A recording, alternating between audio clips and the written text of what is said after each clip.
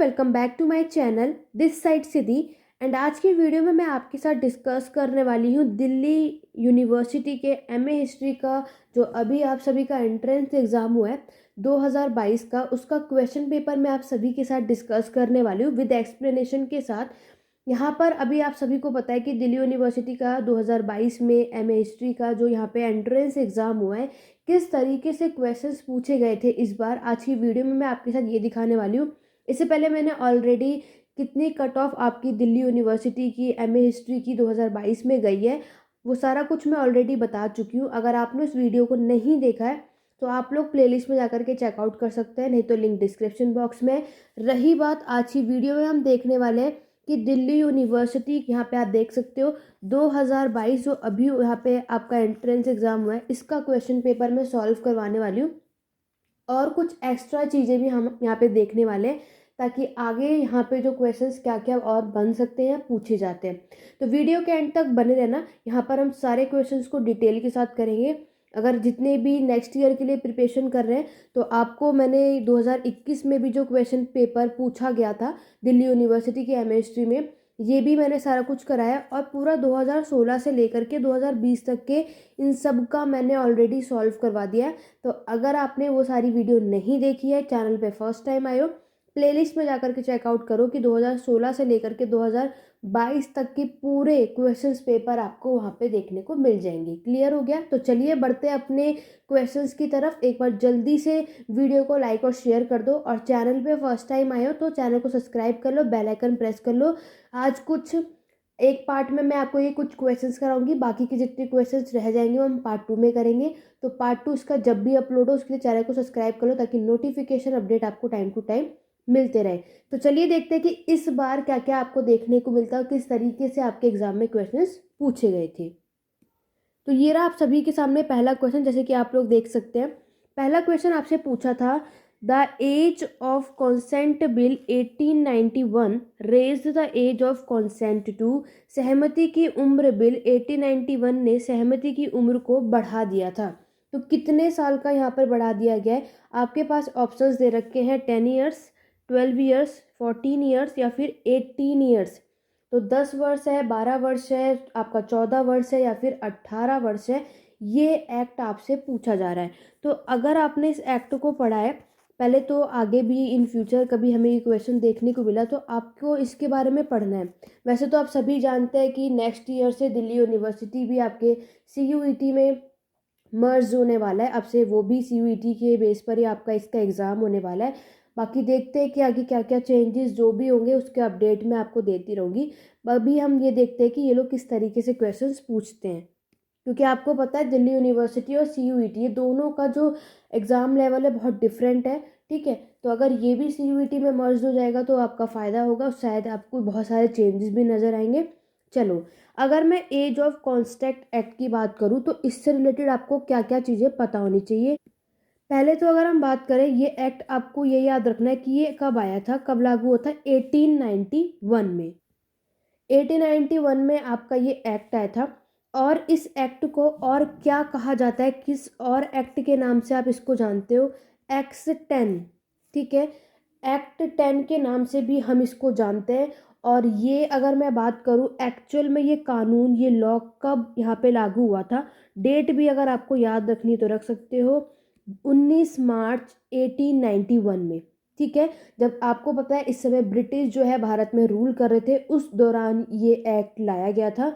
रही बात कि आपका जो ये एक्ट है, ये जो बिल यहाँ पर एज ऑफ कॉन्स्टेंट का जो बिल है, ये किसने पास किया था? इन फ्यूचर आपसे ये भी पूछा जा सकता है।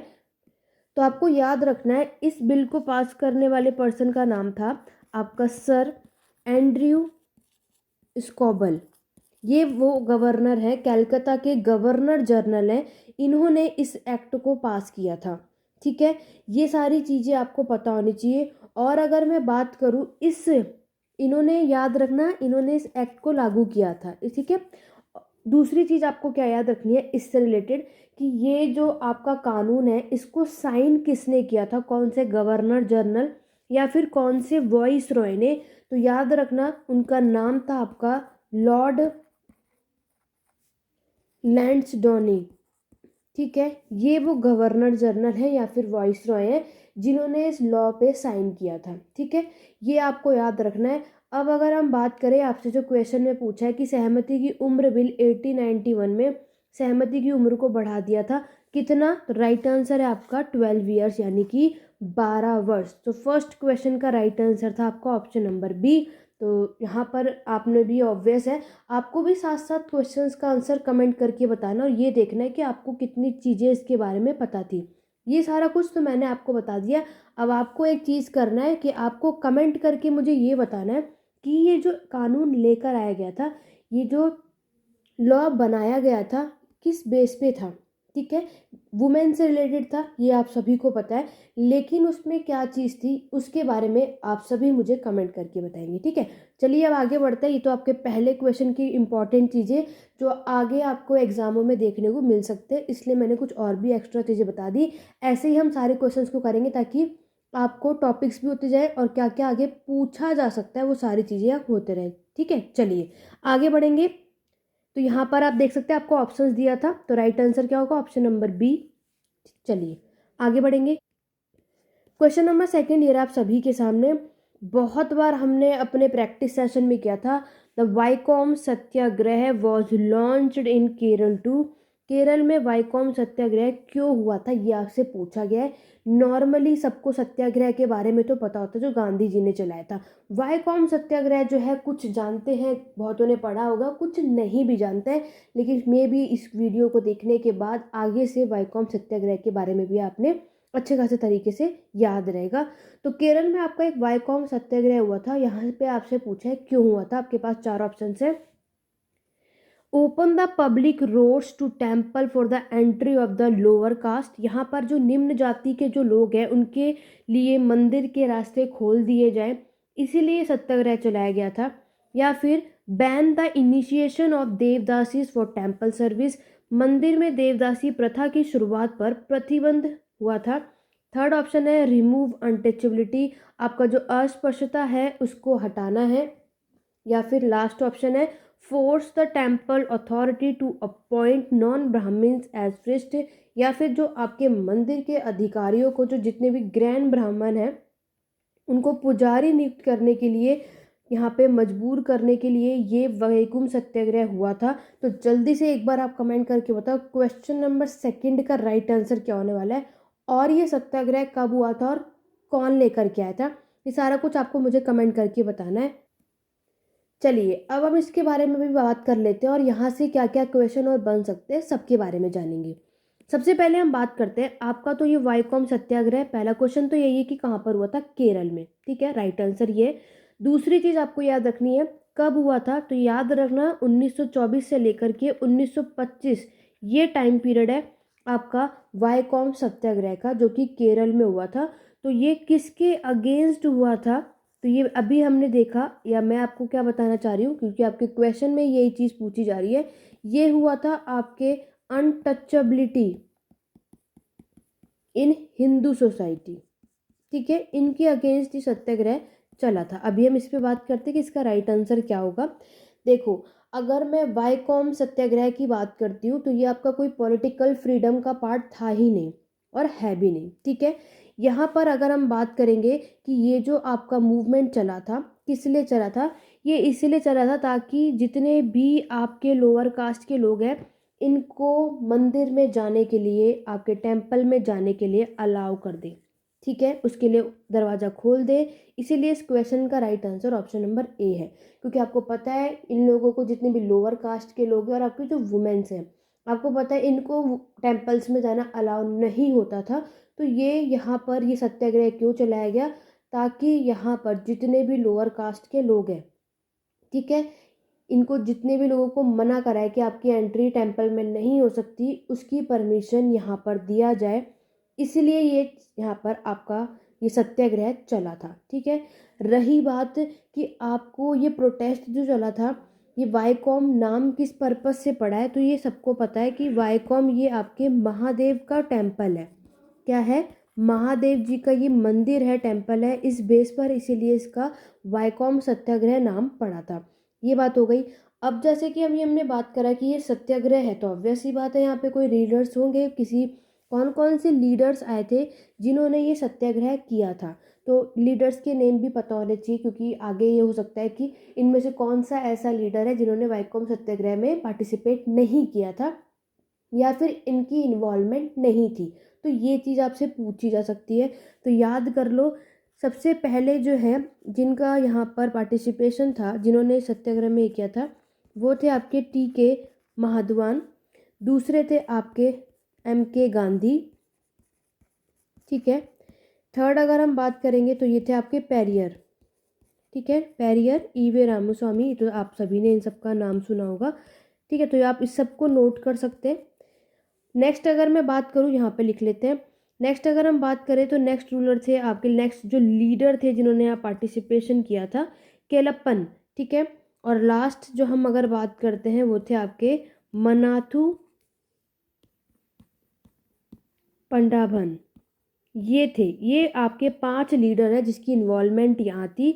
और अगर मैं के केलापन की बात करूँ तो इनको याद रखना, केरल का गांधी भी कहा जाता है इनको। और क्या बोला जाता था, केरल का गांधी, यानी जो केरल के गांधी के नाम से भी इनको लोग पुकारते थे या फिर बुलाते थे।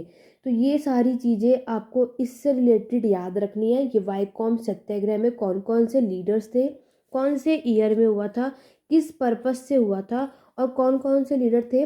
और ये वाइकोम आपका एक महादेव का टेम्पल है। ये सारा कुछ मैंने आपको बता दिया बहुत अच्छे खासे तरीके से। और अगर इसको डिटेल में देखना चाहते हो, वैसे चलो जल्दी से एक बार आप बताओ कि केरल की राजधानी यानी केरल की कैपिटल क्या होती है। जल्दी से अगर आप सभी कमेंट करके बता सकते हैं तो बता सकते हैं, आपके जीएस वाले पार्ट में आपको बहुत हेल्प करेगा। ठीक है, तो आगे आपको याद रखना, ये पूछा भी जा सकता है। आप कोई और अदर एग्ज़ाम की प्रिपरेशन कर रहे हैं तो ये इसकी कैपिटल है जो कि केरल की है। और ये सारा कुछ आपको पता होना चाहिए। ये था सेकंड क्वेश्चन। तो सेकंड क्वेश्चन का राइट आंसर हमें क्या समझ आया आपका, क्या है, ऑप्शन नंबर ए। तो जितने भी लोगों ने ये बताया वो बिल्कुल सही है। चलिए आगे बढ़ेंगे क्वेश्चन नंबर थर्ड की तरफ। क्वेश्चन नंबर थर्ड ये रहा आप सभी के सामने।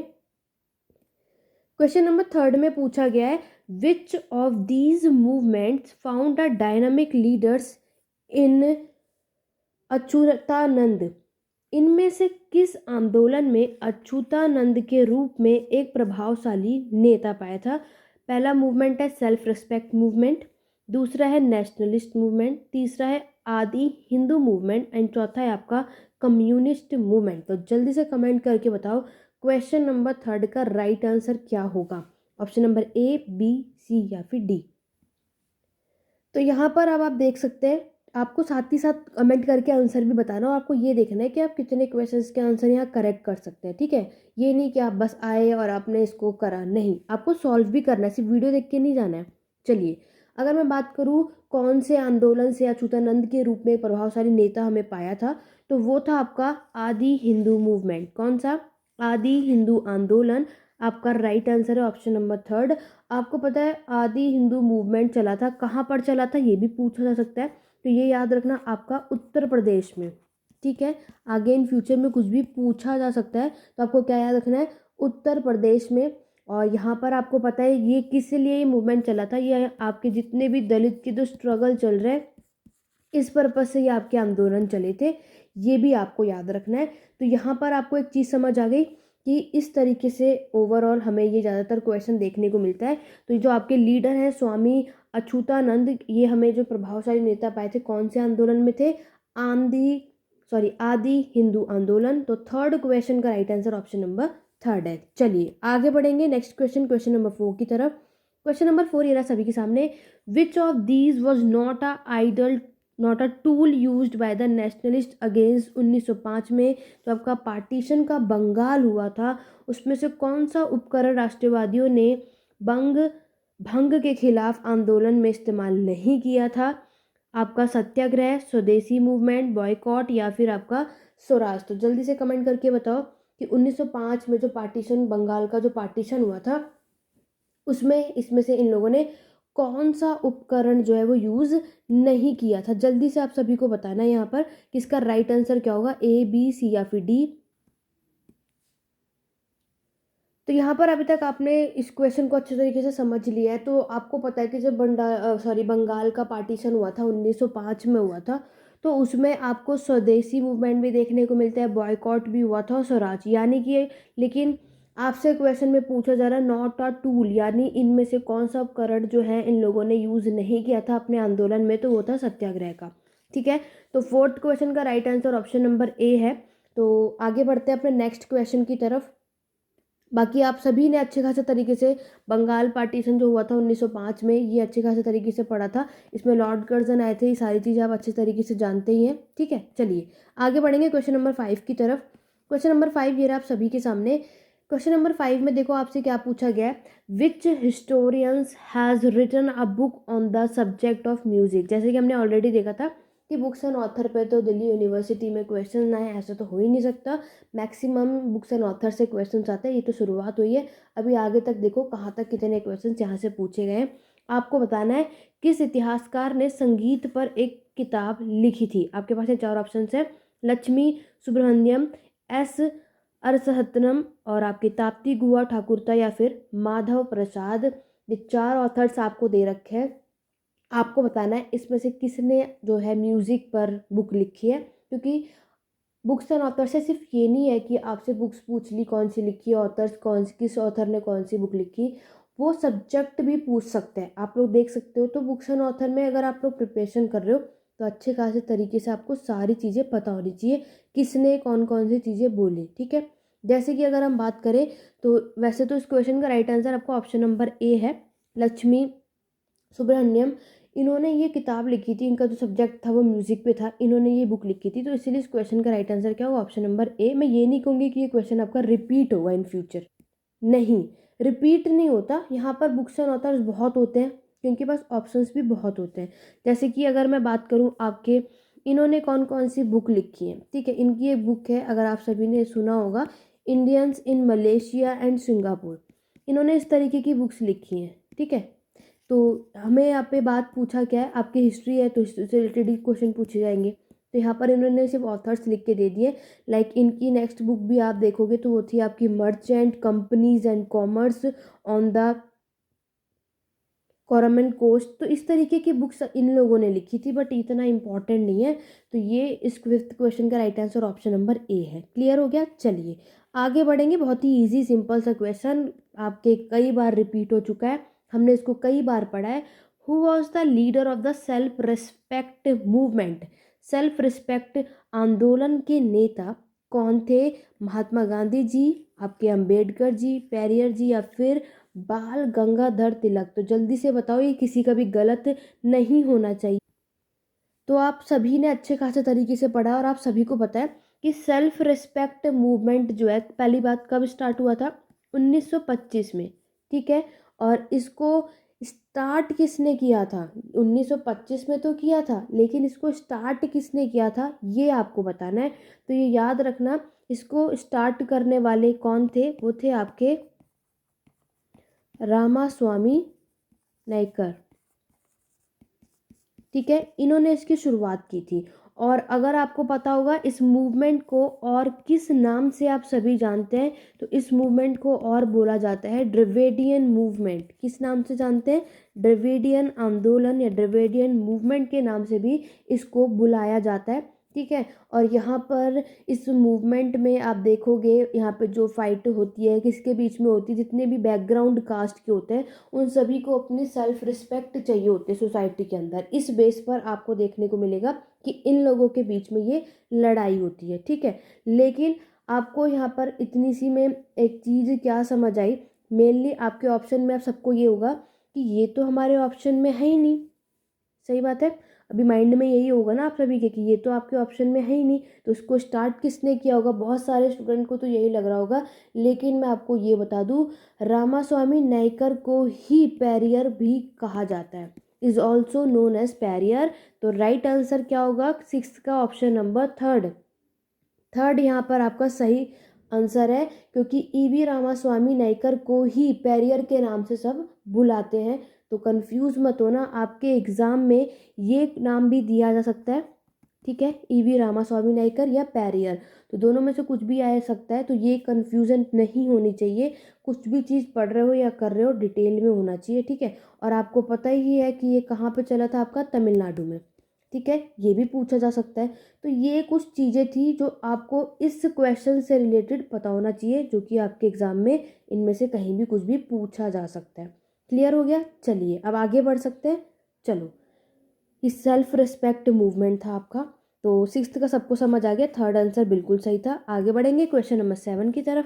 क्वेश्चन नंबर 7 है, where were the headquarters of the theosophical society in India.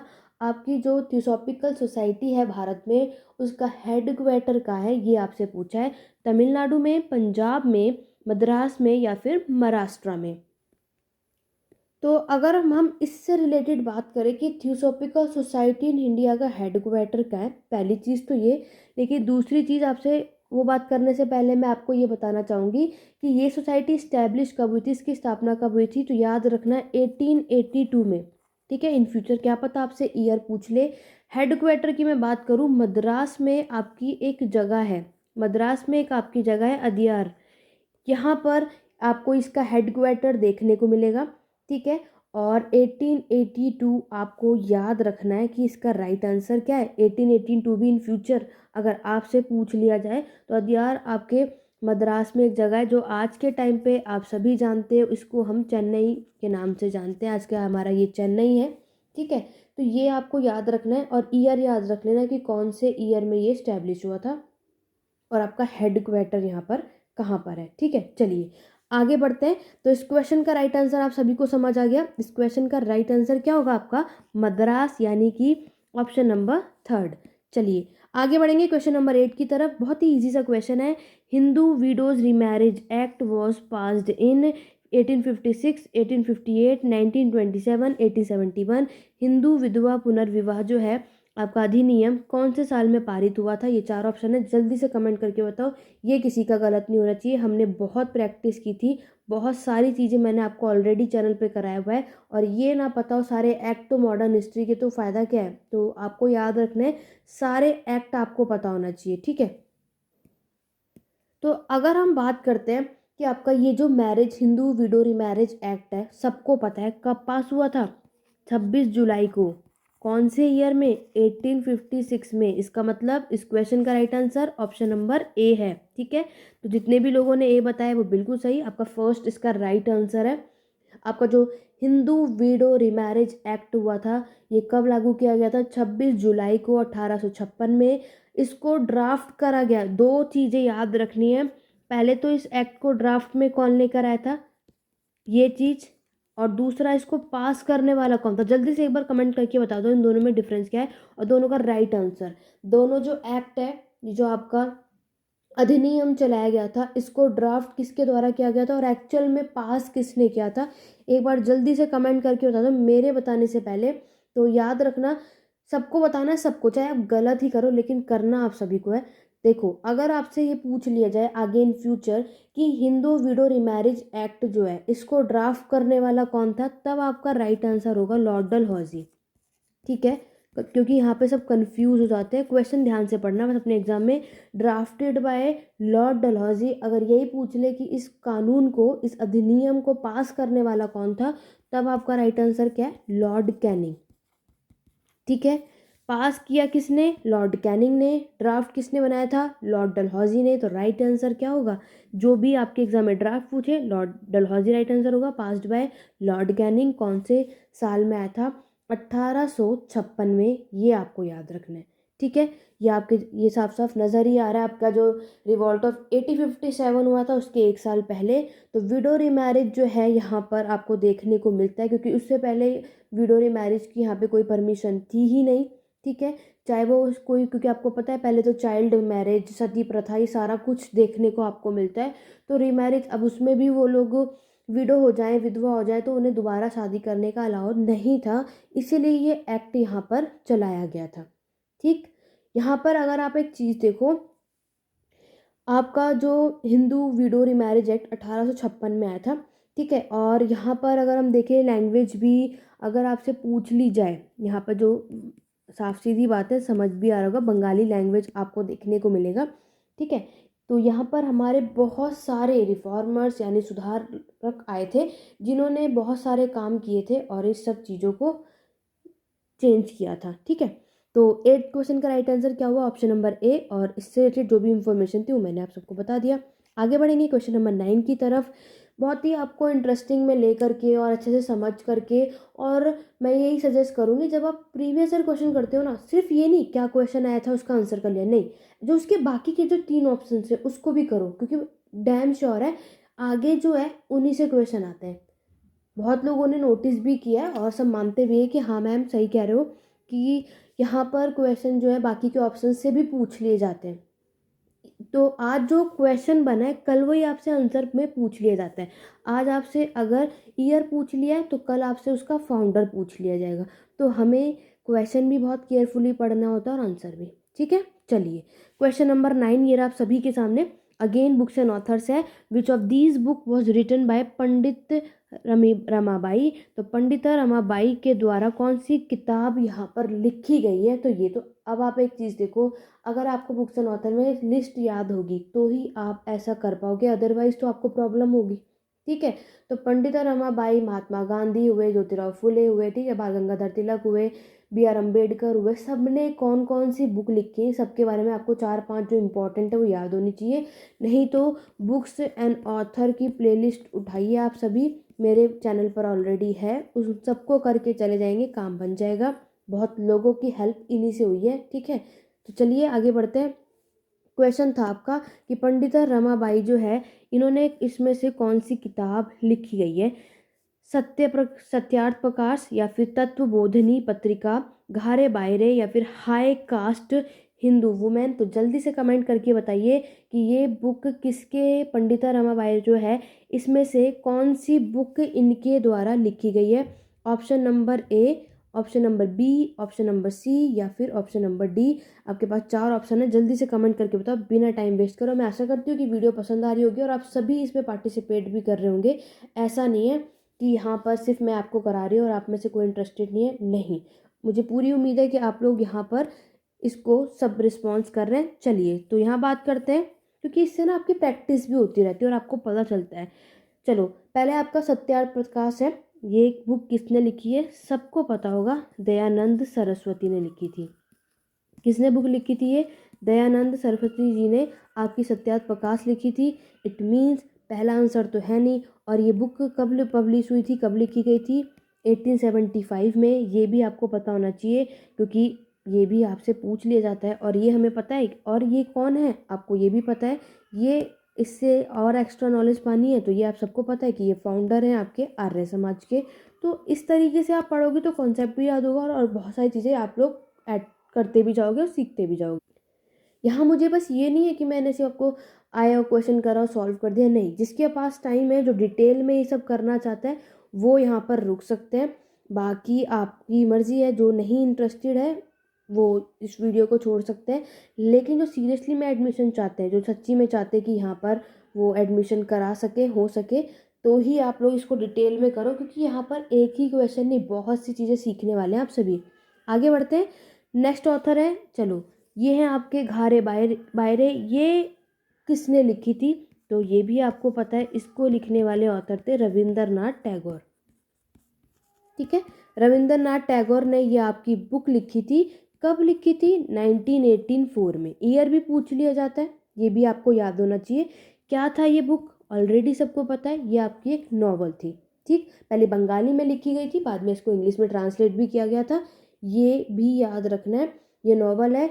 और रही बात, यहाँ पर एक चीज़ और देखने को मिलेगी, ये नॉवल तो थी आपकी रविंद्रनाथ टैगोर की, लेकिन कभी कभी और एग्जाम में आप देखोगे इसको रिटन बाय, इसको लिखा किसने था? सत्यजीत रे ने। ठीक है, इस तरीके से भी पूछ लिया जाता है, तो कंफ्यूज मत हो ना। कंफ्यूज करने के लिए यहाँ पर सभी बैठे होते हैं। तो यहाँ पर बस आपको ये काम करना है कि कंफ्यूज नहीं होना और बस ध्यान से समझना है कि क्वेश्चन पूछा कहाँ है और कहाँ पे ये आपको कंफ्यूज कर रहे हैं। ठीक है, आगे बढ़े। चलिए, तो क्वेश्चन था पंडिता रमाबाई की किताब कौन सी इन्होंने लिखी थी? तो वो थी आपकी हिंदू कास्ट और हिंदू वुमेन। पंडित रमाबाई ने ये किताब लिखी थी। ठीक है, तो राइट आंसर क्या होगा आपका? ये साफ सीधी बात समझ में आ रही है, ऑप्शन नंबर डी आपका करेक्ट आंसर है। ये बुक लिखी गई थी पंडिता रमाबाई के द्वारा। कब लिखी गई थी ये आप मुझे कमेंट करके बताओगे, कुछ तो आप लोग भी मुझे थोड़ा बहुत बताओगे, क्यों? ठीक है, चलो एक बुक और रखी है, इसको भी कर लेते हैं। एक सेकंड बुक है आपकी पत्रिका, तत्वबोधिनी पत्रिका। अगर मैं बात करूँ ये बुक किसने लिखी थी, तो याद रखना इसको पब्लिश करना कब हुआ था, ये पत्रिका पब्लिश 16 अगस्त को 1843 में, सॉरी ठीक है 1843 है, 1843 में ये पब्लिश हुई थी। किसने की थी याद रखना, इसको किया था आपके देवेंद्रनाथ टैगोर ने। ठीक है, किसने पब्लिश की थी ये पत्रिका? देवेंद्रनाथ टैगोर ने 16 अगस्त 1843 के अंदर ये किया था। कहाँ पर पब्लिश की थी ये भी याद करना चाहते हो, लिखना चाहते हो तो लिख सकते हो, कोलकाता में। ठीक है, तो 9th क्वेश्चन का राइट आंसर है ऑप्शन नंबर 4, क्योंकि ऑप्शन नंबर 4 में आपसे क्या पूछा था, क्योंकि क्वेश्चन ही है पंडित रमाबाई की इसमें से कौन सी बुक लिखी है। लेकिन मैंने बाकी की 3 भी आपको बता दी, क्या पता इन फ्यूचर इन तीनों में से कोई एक आपसे पूछ लिया जाए। क्लियर हो गया? चलिए बढ़ेंगे क्वेश्चन नंबर 10 की तरफ। क्वेश्चन नंबर 10 ये रहा आप सभी के सामने। क्वेश्चन नंबर 10 है, which of these was not an issue or a method used by Gandhi in the non-corporation movement? इनमें से कौन सा मुद्दा या तरीका गांधी द्वारा असहयोग आंदोलन में इस्तेमाल नहीं किया गया था? नॉन कॉरपोरेशन मूवमेंट सबको पता है 1920 में स्टार्ट हुआ था, 1922 में इसको गांधी जी को वापस लेना पड़ा था। क्यों लेना पड़ा था वो भी हम बात करेंगे। आपको बताना है इनमें से कौन सा मुद्दा या फिर कौन सा तरीका जो था असहयोग आंदोलन में गांधी जी ने नहीं इस्तेमाल किया था। सॉल्ट सत्याग्रह, स्वदेशी मूवमेंट, बॉयकॉट या फिर खिलाफत मूवमेंट। तो इसके लिए आपको सारे के सारे मूवमेंट के क्या याद होने चाहिए, ईयर याद होने चाहिए पहली चीज़ तो। ठीक है, सॉल्ट सत्याग्रह कब हुआ था, जिसको आप सिविल डिसओबीडियंस के नाम से भी जानते हो। ठीक है, ये सभी को पता है, सबने पढ़ा भी है। जल्दी से इसका ईयर लिख दो कि कौन से ईयर में हुआ था, कब हुआ था? 1930 में। सॉल्ट सत्याग्रह, साबरमती से दांडी मार्च चला था ये आपका, ये मूवमेंट तब हुआ था। बॉयकॉट, स्वदेशी मूवमेंट, सब खिलाफत मूवमेंट इसी के मेथड से हुआ था। तो यहाँ पर स्वदेशी मूवमेंट, बॉयकॉट मूवमेंट सब यहाँ पर समझ में आ रहा है कि यहाँ पर ये तीनों की इन्वॉल्वमेंट इसमें थी। बट नॉन कॉरपोरेशन मूवमेंट, असहयोग आंदोलन में नमक सत्याग्रह की कोई इन्वॉल्वमेंट नज़र नहीं आ रही है, इसलिए 10th का राइट आंसर ऑप्शन नंबर ए होगा। क्लियर हो गया? ठीक है, तो अगर हम बात करें नॉन कॉरपोरेशन मूवमेंट की, तो याद रखना ये सभी को पता है कि 1920 में हुआ था। कब हुआ था? अगस्त में 1920 में स्टार्ट हुआ था। और मैंने भी आपको बताया कि आपका एक इंसिडेंस हुआ था फरवरी 1922 में, सबको पता है, चौरी चौरा इंसिडेंस। ठीक है, जिसके वजह से आपका ये जो एक्ट है, जो मूवमेंट है, जो आंदोलन है, इसको वापस लेना पड़ा था गांधी जी को। क्यों? क्योंकि गांधी जी चाहते थे कि सारी चीज़ें शांति के साथ हो, विदाउट वायलेंस हो। ठीक है, लेकिन चौरी चौरा इंसिडेंट में क्या हुआ, यहाँ पे बहुत ही ज़्यादा वायलेंस लोगों ने करा। ठीक है, तो इसी वजह से गांधी जी को इसको वापस लेना पड़ा था। तो 1922 में ये आंदोलन भी आपका फेल रहा और इसको भी वापस लेना पड़ा। तो 10th का राइट आंसर नमक सत्याग्रह है, ऑप्शन नंबर ए राइट आंसर है। चलिए आगे बढ़ते हैं क्वेश्चन नंबर 11 की तरफ। देखो वही रिपीटेड क्वेश्चन है, ऊपर ही पूछा गया था, वही घुमा करके नीचे पूछ लिया है। What is the EV Swami Naicker better known as? अभी मैंने आपको बताया ना ईवी रामा स्वामी नायकर, मेरे बताने से पहले वो जल्दी से सब बता दो कि आपके ईवी रामा स्वामी नायकर जो है किस रूप में बेहतर जाना जाता था। फ्रंटियर गांधी के नाम से जाना जाता था, पैरियर के नाम से जाना जाता था, या फिर पंजाब केसरी के नाम से इनको जाना जाता था, या फिर इनमें से किसी के भी नाम से नहीं जाना जाता था। तो बिना देरी के सबके सब मैं पूरा चाहूँगी, सब के सब ही आप मुझे बताओगे कमेंट में इसका आंसर ए बी सी या डी। इसका राइट आंसर क्या होने वाला है, किसी का भी गलत नहीं होना चाहिए, किसी का भी नहीं। ठीक है, जल्दी से बताओ। तो अभी हमने इस अच्छे खासे तरीके से देखा था, पैरियर आपके ईवी रामास्वामी नायकर को कहा जाता है। तो right answer option number B है, सबको पता है। और बाकी के दो भी जल्दी से बता दो। पंजाब केसरी के नाम से किसको जाना जाता था, फ्रंटियर गांधी के नाम से किसको जाना जाता था, जल्दी जल्दी बता दो। और जब तक आप लोग मुझे बता रहे हो इसका आंसर, तब तक मैं बाकी के जितने भी हमारे चैनल पे नए आए हैं, तो सबसे पहले तो चैनल को सब्सक्राइब कर लो। और दूसरा हमारे टेलीग्राम चैनल है, उसको ज्वाइन कर सकते हैं, लिंक डिस्क्रिप्शन बॉक्स में मिल जाएगा। ठीक है, ये क्वेश्चन पेपर भी PDF में वहाँ शेयर कर दूंगी, वहाँ से ले लेना। और आंसर तो मैं डिटेल में आपको करा ही रही हूँ। वो आप इस वीडियो को अच्छे खासे तरीके से देख सकते हैं। कोई भी डाउट या क्वेरी आपको एग्ज़ाम से रिलेटेड या कोई भी आराम कुछ भी पूछना है तो आप Telegram channel for doubt query है उसको ज्वाइन करें, वहाँ पे पर्सनली पूछ सकते हैं। और टेलीग्राम चैनल के ज्वाइन करने के भी बहुत फ़ायदे हैं, बहुत सी बुक्स की पीडीएफ आपको वहाँ मिल जाएगी, ठीक है। वहाँ पे क्विज भी होते हैं, बहुत सारे फ़ायदे आपको होंगे, तो सबके सब जल्दी से इसको ज्वाइन कर लो। और रही बात कोई भी इंटरेस्टेड है, क्योंकि देखो आगे जितने भी स्टूडेंट 2023 के लिए एग्ज़ाम के लिए प्रिपरेशन कर रहे हो और क्लासेस भी लेना चाहते हैं, क्योंकि यूट्यूब पे हम सिर्फ प्रैक्टिस क्वेश्चन ही करते हैं, बट आप डिटेल में करना चाहते हो तो पेड क्लासेस ऑल्सो अवेलेबल है। जनवरी से नया बैच स्टार्ट हो रहा है, तो आप लोग इनरोलमेंट करा सकते हैं। व्हाट्सअप नंबर आपको नीचे डिस्क्रिप्शन में मिल जाएगा, वहाँ पर आप मैसेज के थ्रू बाकी की इन्फॉर्मेशन ले सकते हैं। ज़्यादा टाइम अब हम नहीं लेंगे, बढ़ेंगे क्वेश्चन की तरफ। यहाँ पर हमें समझ आ गया कि ईवी रामास्वामी नायकर को जो है ये किसके नाम से जाना जाता है, तो याद हमने क्या देखा, आपके पेरियर के नाम से, ठीक है। दूसरा क्वेश्चन ये था कि फ्रंटियर गांधी जी को किसके नाम से जाना जाता है, तो ये याद रखना, इन फ्यूचर ये भी पूछा जा सकता है। तो अब्दुल गफ़र खान, तो जितने भी लोगों ने अब्दुल गफ़र खान बताया है वो बिल्कुल सही है, ठीक है, आपका बिल्कुल राइट आंसर है। और ये किसका कैसे गलत हो सकता है, पंजाब केसरी लाला लाजपत राय, ये तो सबको पता होगा, सबका इसको तो ऑब्वियस है।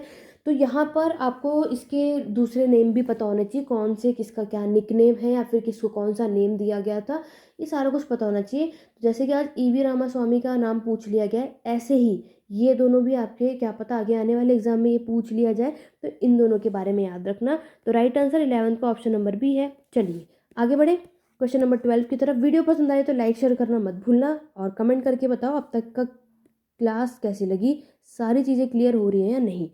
Question number 12, Ryotwari system is associated with, Ryotwari व्यवस्था किससे जुड़ी है, Thomas Munro, Warren Hasting, Lord Cornwallis, या फिर चारों ही आप तीनों ऑप्शन सही है। बहुत अच्छे खासे तरीके से मैंने आप सभी को लैंड रेवेन्यू सिस्टम पढ़ाया हुआ है, ठीक है। लैंड रेवेन्यू सिस्टम ये बहुत अच्छे खासे तरीके से पढ़ाया हुआ था। तो जितने भी लोगों ने हमारे चैनल पे ऑलरेडी जुड़े हुए हैं उस पर सब ने वीडियो देखी, जिसमें मैंने आपको परमानेंट सेटलमेंट, महलवड़ी और रायतवाड़ी सिस्टम को अच्छे खासे तरीके से पढ़ाया हुआ है डिटेल में। जिन्होंने वीडियो नहीं देखी, मॉडर्न हिस्ट्री की प्लेलिस्ट उठाओ और जाके उसमें देखो, कहीं और से कुछ नहीं पढ़ना, उतना कर लो, बहुत अच्छे तरीके से आपको आएगा। नोट्स भी अच्छे बन जाएंगे अगर आपने उस वीडियो को देख लिया तो, ठीक है। जल्दी से बता दो इस क्वेश्चन का right answer option number A, B, C या डी होने वाला है। हम अच्छे से पढ़ेंगे, आराम से पढ़ेंगे, ये नहीं है कि आया करें, अच्छे से इंजॉय लेके पढ़ो ताकि हिस्ट्री आपको इंटरेस्टेड लगे। और यहाँ पर कुछ ऐसे भी स्टूडेंट होंगे जो हिस्ट्री बैकग्राउंड से नहीं होंगे, तो मेरी पूरी कोशिश है कि आप लोगों को भी ये इंटरेस्टेड लगे और आप भी इंजॉय करके और फिर पढ़ो और परेशान ना हो उसके साथ साथ कि ये क्या पूछ लिया, ऐसे किस तरीके से आता है, नहीं। आप लोग अच्छे से करेंगे ना तो सारा कुछ आपसे हो जाएगा, परेशान होने वाली बात नहीं है। चलिए बात कर लेते हैं कि आपका जो ये रैयतवाड़ी सिस्टम है कौन कौन इसके अंदर आता है, कौन कौन इसके अंदर नहीं आता है। रही बात थॉमस मुनरो की, वॉरेन हेस्टिंग की, लॉर्ड कॉर्नवालिस की, पहले तो आप मुझे यही बता दो कि लॉर्ड जो ये आपका रैयतवाड़ी सिस्टम है, ठीक है, ये आया कब था और लेकर कौन आया था, जल्दी से बता दो, जल्दी जल्दी बिना लेट करे, क्योंकि हमने ऑलरेडी पढ़ा है। तो मैंने आप सबको क्या पढ़ाया था, 1820 में ये आया था, ठीक है। कौन लेकर आए थे, आपके थॉमस मुनरो। कौन लेकर आए थे, ये थॉमस मुनरो थे, जो कि आपके गवर्नर हैं, कहाँ के, ये भी बताया था, मद्रास के गवर्नर थे ये आपके, मद्रास के। 1820 में ये इसको लेकर के आए थे, ये भी मैंने अच्छे खासे तरीके से बताया, सबने करा भी होगा नो डाउट, ठीक है। आगे अगर हम बात करें, और मैंने आपको क्या बताया था कि आपका जो ये सिस्टम है ये कहाँ कहाँ पर इंट्रोड्यूस हुआ था, ये भी बताया था, नॉर्थ वेस्ट फ्रंटियर पे, ठीक है। और कहाँ पर था, आपके आगरा में, ठीक है, आपके सेंट्रल प्रोविंस में। ये सारे राइट वाइड सिस्टम जो है आपको कहाँ कहाँ पर देखने को मिलता है, ये भी एग्जाम में इन फ्यूचर आ सकता है, तो ये भी पता होना चाहिए। आपका गैंगेटिक वैली के जगह पर, ठीक है, आपके पंजाब में, इन सारे जगहों पर आपको ये सिस्टम देखने को मिलेगा, जहाँ पर आपके रायतवाड़ी सिस्टम था, जो कि बहुत अच्छे खासे तरीके से मैंने डिटेल में कराया हुआ है। जा कर के पढ़ लो, बिना कोई यहाँ पे आपको परेशानी भी नहीं आएगी अगर आपने उसको देख लिया। बाकी जो लोग जानते हैं बहुत अच्छी बात है। तो यहाँ पर आपको क्या समझ आया कि राइट आंसर इस क्वेश्चन का क्या है, ऑप्शन नंबर ए। ठीक है, सिर्फ थॉमस मुनरो थे। दूसरा नाम भी सबको पता होगा, अलेक्जेंडर रीड। अगर मान लो आपके ऑप्शन में अलेक्जेंडर रीड का नाम आता तो ये भी आंसर सही होता, बट ये आपके ऑप्शन में नहीं है। लॉर्ड कॉर्नवालिस है, राइट वाली सिस्टम नहीं, इन्होंने परमानेंट सेटलमेंट स्टार्ट किया था। ठीक है, परमानेंट सेटलमेंट इन्होंने, स्थायी बंदोबस्त के नाम से जिसे आप जानते हो, परमानेंट सेटलमेंट स्टार्ट करने वाले लॉर्ड कॉर्नवालिस थे। थॉमस मुनरो ने आपकी रयटवाड़ी सिस्टम को स्टार्ट किया था। तो ये याद रखना है। यहाँ पर क्या है, जो ब्रिटिश गवर्नमेंट थी, मैंने आपको बताया था, इसमें वो डायरेक्ट किसानों से यानी कि पीजेंट से डायरेक्ट यहाँ पे टैक्स कलेक्ट करते थे। ठीक है, बीच में कोई लैंडलॉर्ड कोई कुछ नहीं था यहाँ पर, ये आपको याद रखना है। ठीक, चलो आगे बढ़े अब जल्दी से नेक्स्ट क्वेश्चन की तरफ। तो ये क्वेश्चन का राइट आंसर ऑप्शन नंबर ए है 12th का। तो जितने भी लोगों ने ए बताया वो बिल्कुल सही। चलो आगे बढ़े क्वेश्चन नंबर 13 की तरफ। क्वेश्चन नंबर 13 ये रहा आप सभी के सामने, बिल्कुल बिना गलत करे सभी की सबका सबका सही होना चाहिए। मैं जूम कर देती हूँ ताकि आप सभी को अच्छे तरीके से नजर आए। चलो क्या क्वेश्चन है, Hind Swaraj is a critique of. Hind Swaraj किसकी आलोचना है, मॉडर्न सिविलाइजेशन की, कैपिटलिज्म की, ब्रिटिश रूल की, या फिर रिलीजन यानी कि धर्म की। तो जल्दी से बताओ, हिंद स्वराज जो है वो आधुनिक सभ्यता की आलोचना है, पूंजीवाद की आलोचना है, ब्रिटिश शासन की आलोचना है, या फिर धर्म की आलोचना है हिंद स्वराज।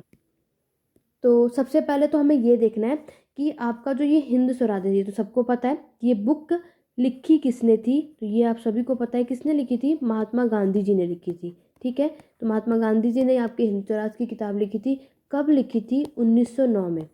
ठीक है, और अगर मैं बात करूँ तो ये आपके क्रिटिस करते हैं किसको, वेस्टर्न मॉडर्निटी को, सॉरी वेस्टर्न मॉडर्निटी को। तो अब जल्दी से बताओ कि इसका राइट आंसर क्या है। साफ सीधी बात है, ऑप्शन नंबर ए, आधुनिकता सभ्यता को ये उसकी आलोचना करते हैं, इसलिए गांधी जी ने आपकी हिंद स्वराज की ये बुक लिखी थी। तो राइट आंसर आपका क्या होगा, ऑप्शन नंबर ए। ठीक है, और यहाँ पर इन्होंने वेस्टर्न मॉडर्निटी को उसकी आलोचना करी है, और यहाँ पर इसीलिए इन्होंने क्या लिखा था, आपका हिंद स्वराज की ये बुक लिखी थी। और हिंद स्वराज को और किस नाम से आप जानते हो, तो आप सभी को पता है हिंद स्वराज को और क्या बोला जाता है आपका, इंडियन होम रूल। किससे, इंडियन होम रूल के नाम से। ठीक है, तो इन फ्यूचर ये भी पूछा जा सकता है, तो ये भी याद रखना है।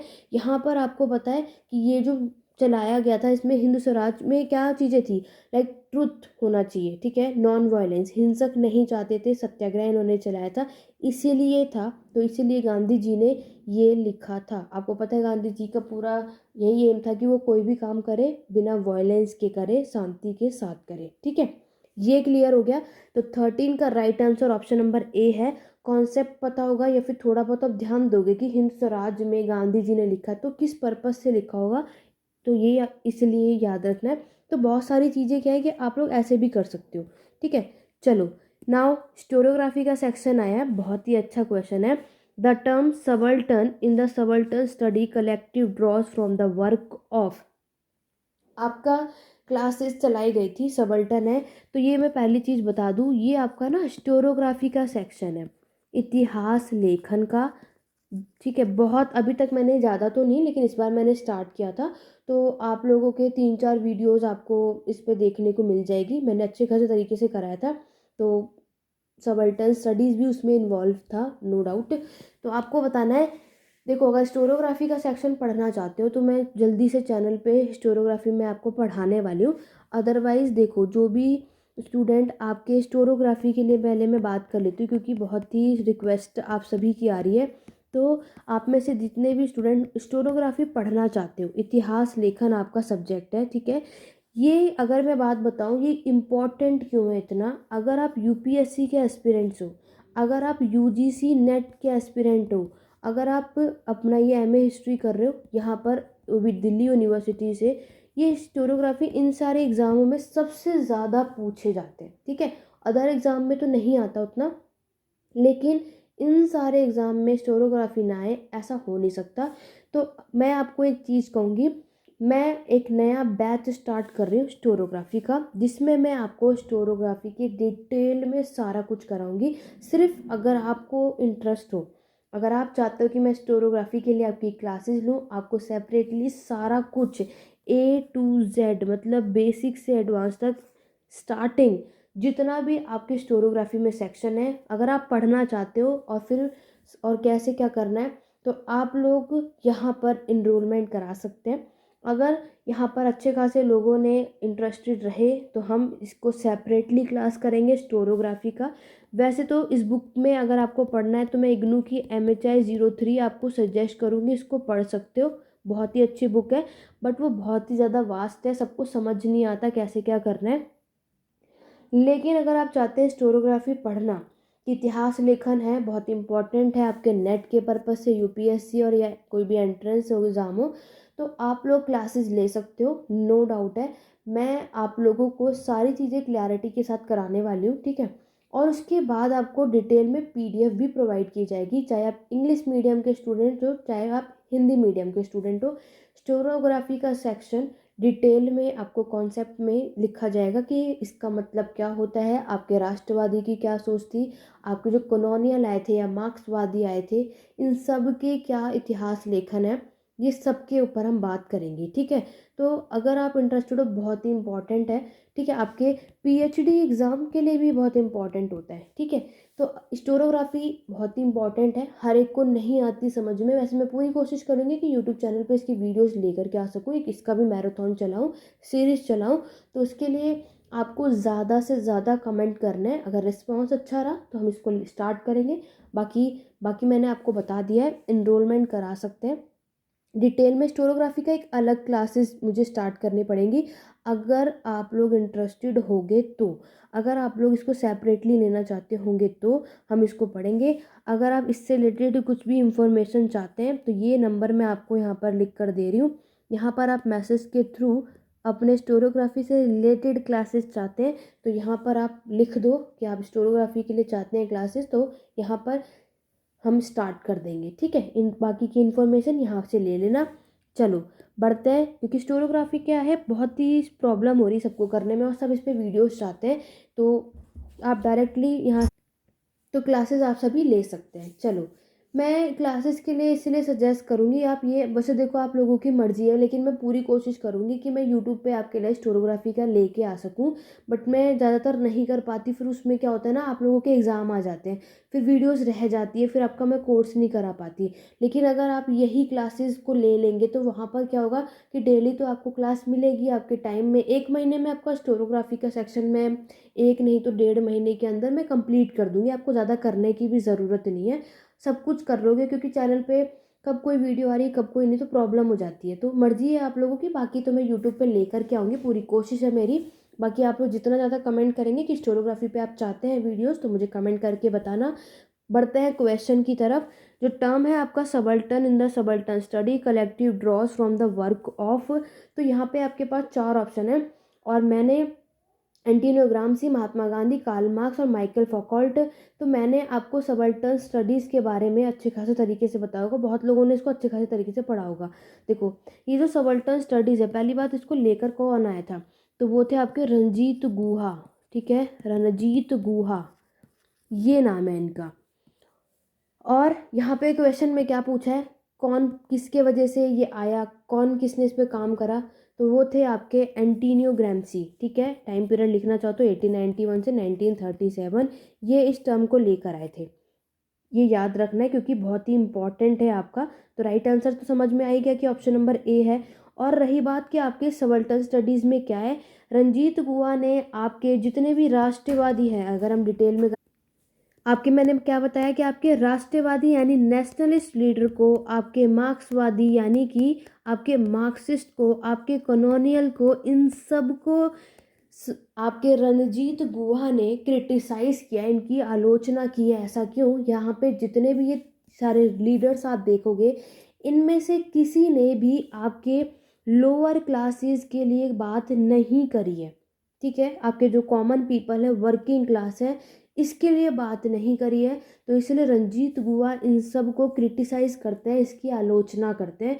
इसीलिए ये आपका सबल्टन स्टडीज़, ये बुक इन्होंने लिखी थी, इनकी बुक है ये सबल्टन स्टडीज़ की। अगर मैं बात करूँ ना, तो ये इनकी बुक है, इन्होंने ये किताब लिखी थी जहाँ पर इन्होंने किस पे मेनली फोकस करा था, आपके लोअर कास्ट पीपल पे।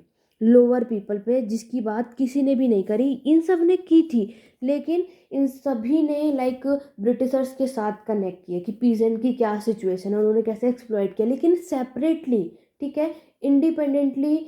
आपकी इंडिविजुअली अगर मैं बात करूँ तो लोअर कास्ट के बारे में किसी ने भी बात नहीं करी। उसके बारे में बात करी थी आपकी एंटोनियो ग्राम्सी ने।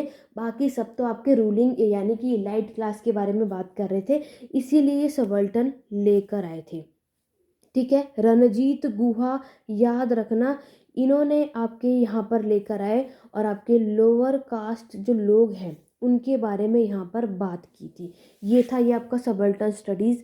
बाकी क्लासेस लोगे तो डिटेल में वहाँ पे आपको समझ में आएगा ही, इसी तरीके से मैं आपको वहाँ कराने भी वाली हूँ। ठीक है, चलो, राइट आंसर ऑप्शन नंबर ए है।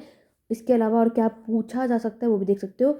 ये रहा ऑप्शन, हिंदी में भी पढ़ना चाहो, सबल्टन अध्ययन संग्रह में परिभाषा सबल्टन किसकी कृति से निकली है, तो याद रखना एंटोनियो ग्राम्सी के थ्रू यहाँ पर निकली है। ठीक है, तो राइट आंसर ऑप्शन नंबर ए है। चलिए आगे बढ़ेंगे क्वेश्चन नंबर 15 की तरफ। क्वेश्चन नंबर 15 ये रहा आप सभी के सामने, जिसमें पूछा है औपनिवेशिक भारत के किस भाग में आंतरिक रेखा अधिनियम 1873 शुरू किया गया था। In which part of the colonial India was the inner line regulation of the 1873 introduce.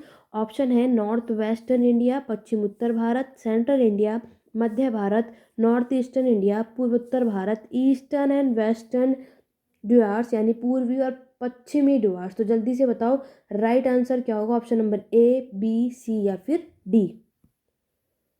तो यहाँ पर अगर आप देखोगे तो ये जो औपनिवेशिक भारत में कौन से भाग में आंतरिक रेखा अधिनियम 1873 शुरू किया गया था, तो वो था आपका नॉर्थ ईस्टर्न इंडिया यानी पूर्वी उत्तर भारत।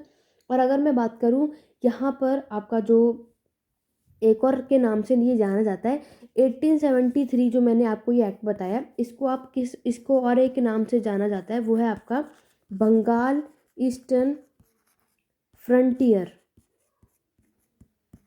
Regulation act. ठीक है, इस नाम से भी इसको जाना जाता है, तो ये भी आप लोगों को याद रखना है। दूसरी बात अगर मैं बात करूँ इसके अंदर कौन कौन से देश जुड़े होते हैं, आपके आंध्र प्रदेश भी होता है, आपका नागालैंड भी इसके अंदर आपको देखने को मिलेगा, और मिजोरम।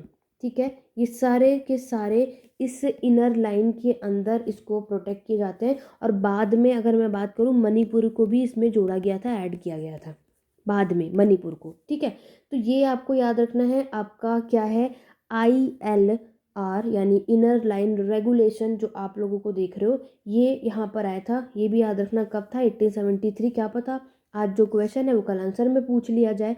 तो ये एक चीज़ें समझ आ गई, ये याद रखना, ये सारे देश इसके अंदर आते हैं। तो राइट आंसर 15 का ऑप्शन नंबर 3 है। तो चलिए बढ़ेंगे नेक्स्ट क्वेश्चन की तरफ, क्वेश्चन नंबर 16 की तरफ। क्वेश्चन नंबर 16 में देखो क्या पूछा गया है, which of the following colonial act introduce excluded areas for tribal communities. Option है Rowlatt act, government of Indian act 1935, Morley Minto reform हुआ था, या फिर नाइदर 1 2 3। जल्दी से बताओ। रॉलेट एक्ट की अगर मैं बात करूँ, सबको पता ये कब आया था, 1919 में। ठीक है, तो रॉलेट एक्ट हुआ था आपका, और गवर्नमेंट ऑफ इंडियन एक्ट हुआ था। पहले चलो हिंदी वाले स्टूडेंट को भी दिखा देते क्वेश्चन क्या पूछ रहा है। क्वेश्चन है इनमें से कौन सा औपनिवेशिक कानूनों ने आदिवासी समुदाय के लिए अपरविजित क्षेत्र की शुरुआत की थी। तो रॉलेट अधिनियम, भारत सरकार अधिनियम 1935, मॉर्लेमेंटो सुधार जो हुआ था, या इसमें से कोई भी नहीं। तो जल्दी से कमेंट करके बताओ इस क्वेश्चन का राइट आंसर क्या होगा, option number A, B, C या फिर डी। ठीक है, ये लो इंग्लिश वाले आप देख लो, जल्दी से बताओ, सभी को बताना है। 16 क्वेश्चन है, और यहाँ पर मॉडर्न हिस्ट्री अच्छे खासे तरीके से पढ़ो, बहुत क्वेश्चंस मॉडर्न हिस्ट्री से आते हैं, एंशियंट मेडिएवल से भी आते हैं, आगे भी आएंगे, बट मॉडर्न आपको अच्छे खासे तरीके से पढ़ना है। तो यहाँ पर आपका करेक्ट आंसर होगा option number B, government of Indian act जो आया था 1935 में, उसके थ्रू आपके ये एक्सक्लूडेड एरिया जो ट्राइबल कम्युनिटीज़ है इसको इंट्रोड्यूस किया गया था। क्लियर हो गया, तो 16 का राइट आंसर क्या होगा, ऑप्शन नंबर बी। आगे बढ़ेंगे क्वेश्चन नंबर 17 की तरफ। क्वेश्चन नंबर 17 कई बार पूछा गया है, बहुत बार मैंने आपको ये चाहे टेस्ट सीरीज हो चाहे बुक्स एंड ऑथर्स हो, ये क्वेश्चन भी कराया हुआ था। तो जितने भी लोगों ने प्रीवियस वीडियो देखी है सब ने ये एनालाइज किया है। Who is the author of the peasant and the Raj studies in agrarian society and peasant rebellion in colonial India. तो आपकी जो ये किताब है ये कौन से लेखक के द्वारा लिखी गई है? एरिक स्टोक्स, रणजीत गुहा, पीटर रॉब या फिर सुमित सरकार। आशा करूंगी कि कोई भी इस क्वेश्चन का आंसर गलत नहीं बताएगा मुझे। तो सबको पता है जब हमने इसको करा था तो हमने देखा था कि किताब जो है ये बुक जो है किसके द्वारा, एरिक स्टॉक के द्वारा लिखी गई थी। तो 17th का राइट आंसर होगा ऑप्शन नंबर ए। तो जितने भी लोगों ने ऑप्शन नंबर ए बताया है वो बिल्कुल सही है, क्योंकि the peasant and the Raj studies in agrarian society and the peasant rebellion the colonial rule, ये किताब इन्होंने लिखी थी। और एक बात और है कि आज आपसे बेशक नीचे राइटर पूछा, इन फ्यूचर ये भी पूछा सकता है कि एरिक स्टॉक के द्वारा इनमें से कौन सी किताब लिखी गई है, तो भी आपको बताना पड़ेगा। ठीक है, जैसे कि अगर अभी मैं बात करूं रणजीत गुहा की बात, अभी इनकी बुक तो मैंने आपको ऊपर ही बता दी थी। ठीक है, सबल्टन स्टडीज ये बुक भी इन्होंने लिखी है। ये बुक है आपकी, याद रखना ये बुक है, इन्होंने ही लिखी है। दूसरी बुक जैसे कि अगर मैं बात करूं तो इन्होंने लिखी थी a rule of property for Bengal. A rule of property for Bengal. सबको लगता है कि इतने लंबे लंबे बुक्स की ये नाम होते हैं और ये क्या क्वेश्चन में आएंगे? बिल्कुल आते हैं। ठीक है, क्वेश्चन बिल्कुल आता है, याद रखना, चाहे छोटी बुक्स हो चाहे बड़ी हो, ये मायने नहीं रखता, क्वेश्चंस आने से मतलब होना चाहिए। सबल्टन स्टडीज़ भी लिखी है, history at the limit of world history भी इन्होंने लिखी है। तो इस तरीके से आपको इनके बुक्स के नेम भी पता होना चाहिए।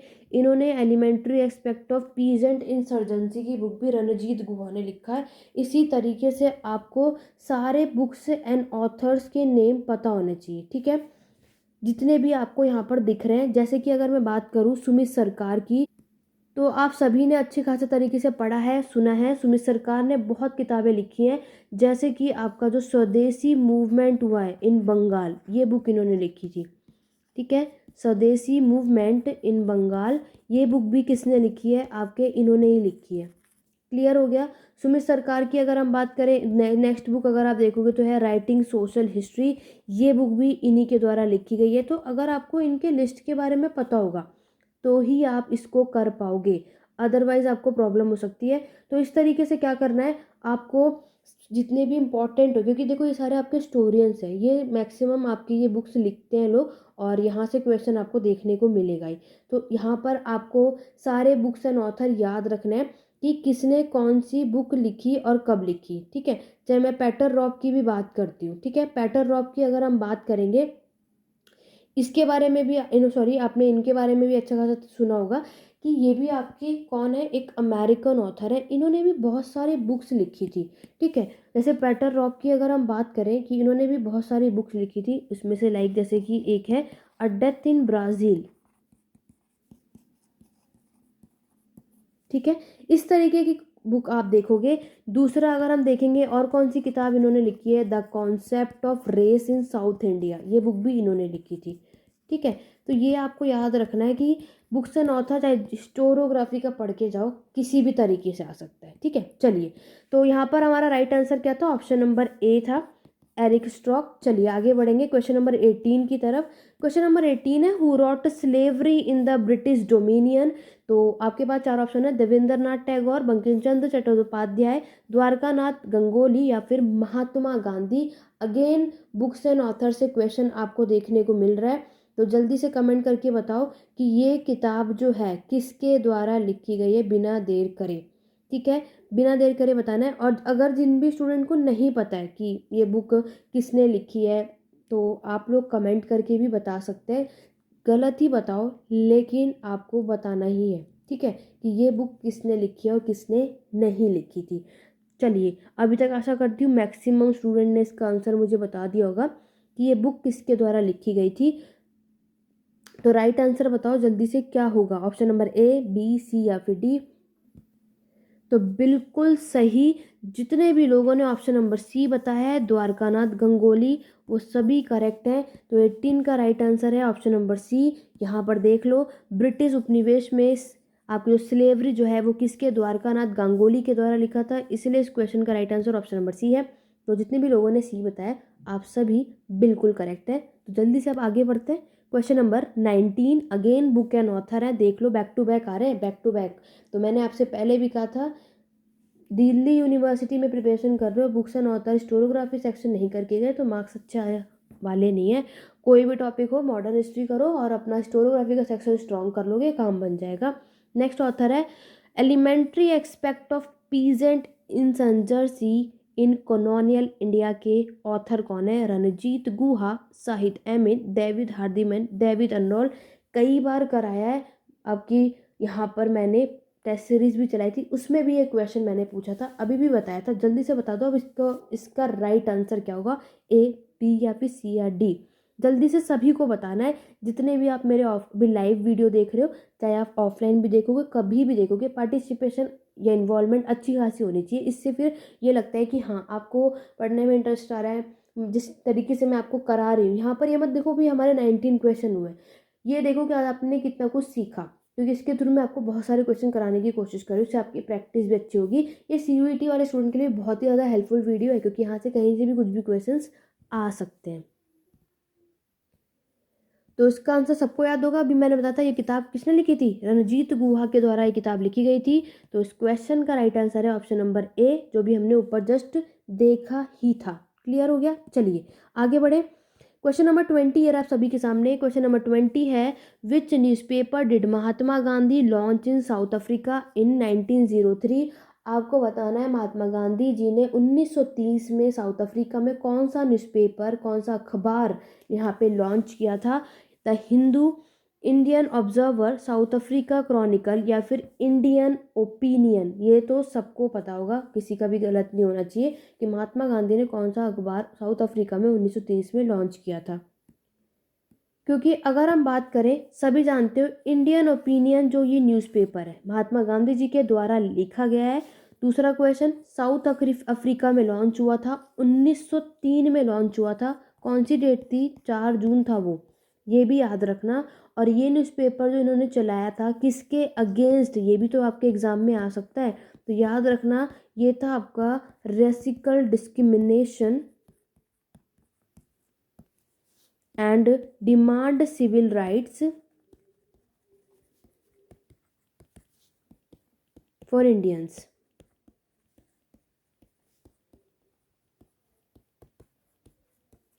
याद रखना, ठीक है, ये क्वेश्चन है और क्यों चलाया था ये भी पता होना चाहिए।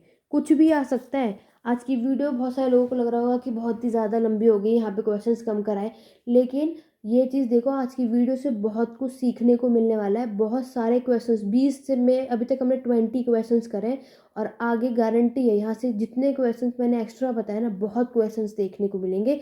चाहे आप CUET एग्ज़ाम ही क्यों ना दे रहे हो या अदर कॉम्पिटिटिव एग्ज़ाम भी दोगे ना, तो भी ये क्वेश्चंस देखने को मिलेगा। ठीक है, तो यहाँ पर आपको क्या समझ आया, इंडियन न्यूज़पेपर जो है ये 1930 में साउथ अफ्रीका में ये न्यूज़पेपर लिखा था महात्मा गांधी जी ने। ठीक है, तो ये आपको याद रखना है। चलो आगे बढ़े, चलिए बढ़ते हैं क्वेश्चन नंबर 21 की तरफ। यहाँ तो राइट आंसर समझ में आ गया सबको, ये रहा 21 है, name Rabindranath Tagore novel that was set during the स्वदेशी मूवमेंट इन बंगाल। बंगाल में जो स्वदेशी आंदोलन आपका चला था कि पृष्ठभूमि में स्थित रविंद्रनाथ टैगोर का उपन्यास का नाम क्या था। ठीक है, अभी देखो ये घुमा फिरा के क्वेश्चन पूछ रहा है आपसे, बस मॉडर्न हिस्ट्री के टॉपिक कॉन्सेप्ट क्लियर होंगे तो आंसर कर लोगे। गैरिएबारे, गोरा, इंद्रलेखा या फिर गोदान। तो बंगाल के स्वदेशी आंदोलन की पृष्ठभूमि में स्थित रविंद्रनाथ टैगोर का उपन्यास का नाम क्या था, नॉवल का नाम पूछ रहा है, तो जल्दी से बता दो क्या था वो। ठीक है, तो सबने बता दिया होगा, सबको पता भी होगा, तो याद रखना। पहले तो ये बताओ कि कब था ये, 1916 में ये नॉवल रविंद्रनाथ टैगोर के द्वारा लिखी गई थी। इनके नॉवल का नाम क्या था वो देख लेते हैं, the home and the world. The home and the world. अब आपके माइंड में आ रहा होगा ये तो आपके ऑप्शन में है ही नहीं, the home and the world novel का नाम, तो फिर इसमें से राइट आंसर है कौन सा। तो याद रखना, इसी नॉवल को, the home and the world को ओरिजिनली आपके बंगाली में भी लिखा गया था, जिसका नाम था आपका गैरेबेर। राइट आंसर क्या होगा, इसलिए ऑप्शन नंबर ए, इसी को लिखा गया था बंगाली भाषा में। ठीक है, अब क्लियर हो गया होगा, बंगाली लैंग्वेज में इसको लिखा गया था। ये ऑटोबायोग्राफी नॉवल थी आपके किसकी, रविंद्रनाथ टैगोर की। तो गलत मत करना, ये सारी चीज़ें याद रखना।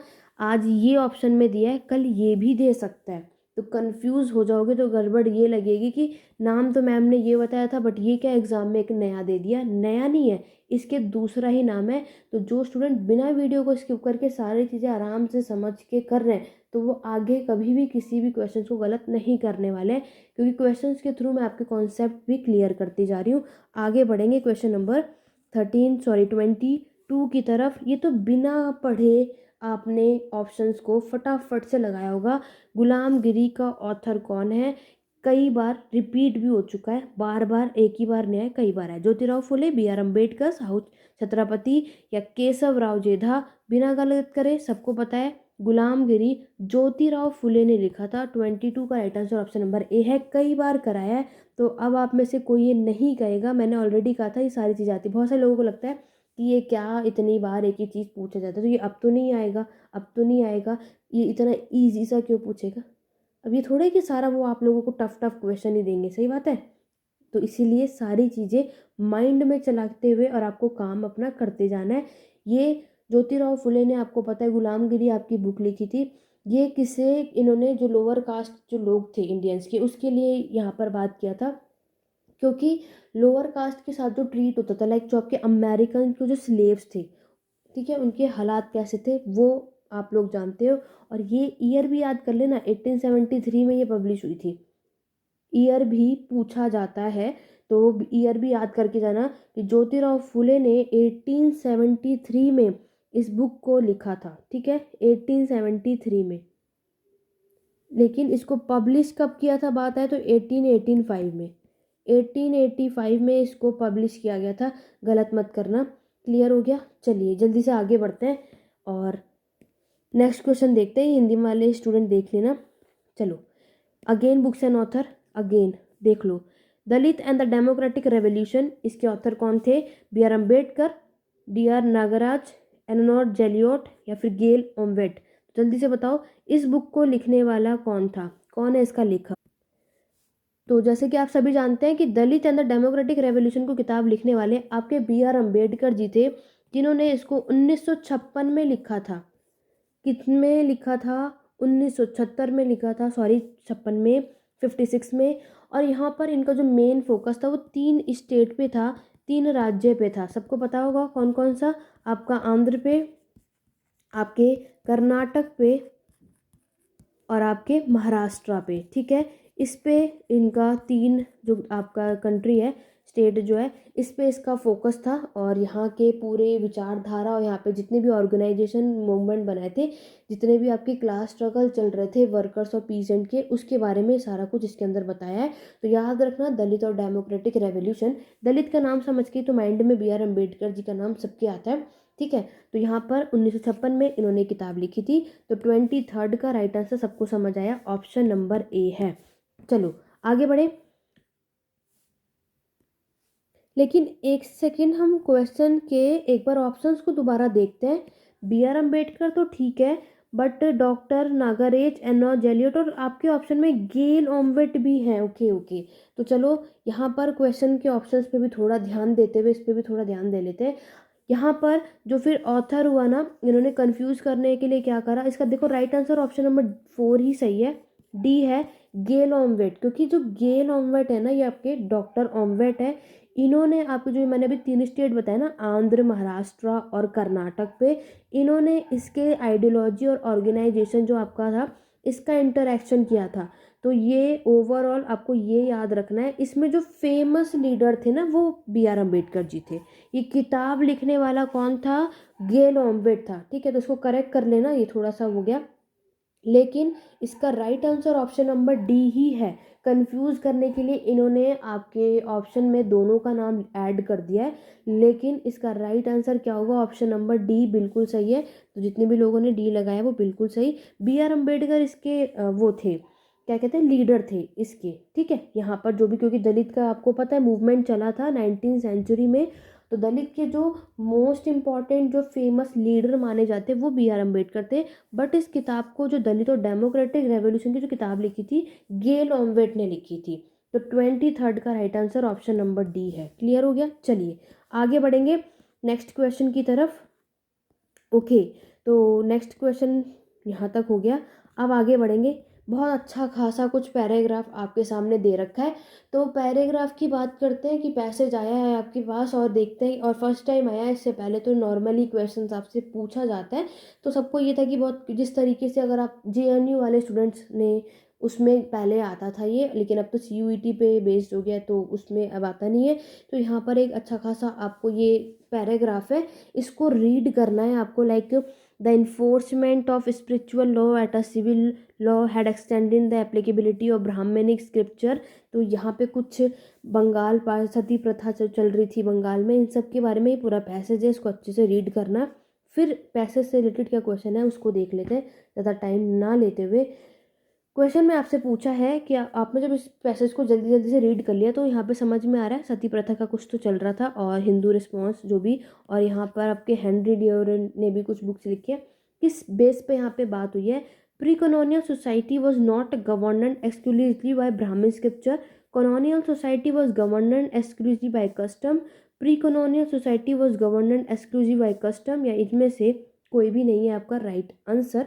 तो इन दोनों में ऑप्शन में देखना, एक में कॉलोनियल सोसाइटी है, एक में प्री कॉलोनियल सोसाइटी है। ठीक है, तो दोनों में डिफरेंस है। क्लियर हो गया। चलो एक बार हिंदी वाले स्टूडेंट भी देख लो। नागरिक कानून के रूप में धर्म ग्रंथों के कानून में परिवर्तन में से एक तक अब तक का द्विज जातियों तक सीमित ब्राह्मण धर्म ग्रंथों की परियोजना को समस्त औपनिवेश प्रजा के लिए भी लागू कर सकता है। तो यहाँ पर ये आपको पढ़ना है, 4 ऑप्शन है।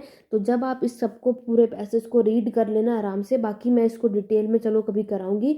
इसका राइट आंसर देखो ऑप्शन नंबर ए बिल्कुल सही है। ठीक है, जो आपकी दिल्ली यूनिवर्सिटी ने भी बताया।